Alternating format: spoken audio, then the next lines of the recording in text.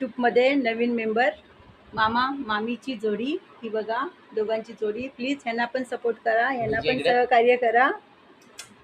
हा मामा माझा नर्सरीमध्ये कामाला जातो. किती वर्ष झाली कामाला जातो तू? 58 वर्ष झालं. 35 वर्ष. जवळजवळ 35 ते 40 वर्ष हा मामा गव्हर्नमेंट सर्वंट आहे.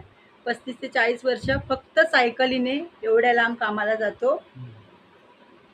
आणि काय बोलायचं? आता काय नाही. आमची आजी मामाची वाट बघत राहायची. पाऊस असू दे, ऊन असू दे, तरी हा मामा हाका मारत राहायची त्याला.